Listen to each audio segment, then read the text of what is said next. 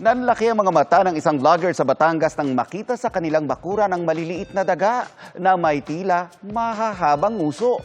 Daga nga ba ang mga ito, Kuya Kim? Ano na?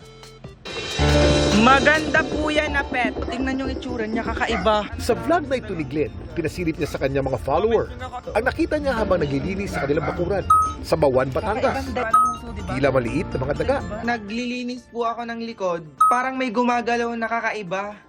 Na ang liit. Nung una, 2 lang sila. Pero nung nagbuklat pa kami, naging 4.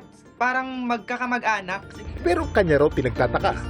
Buhay na buhay. First time ko makakita ng ganung daga na maliit tapos mahaba yung usos na itapon ko yung sako.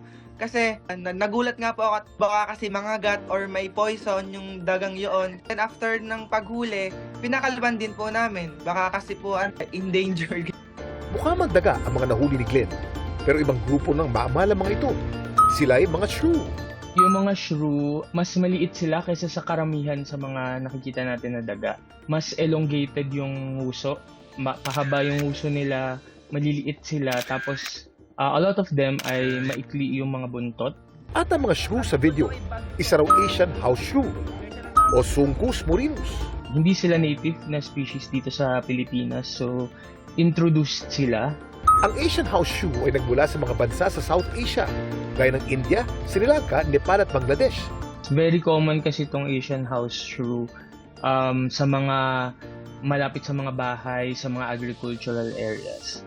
Malaki man o maliit ang hayop, laging tandaan, may papel itong ginagampanan sa ating kalikasan.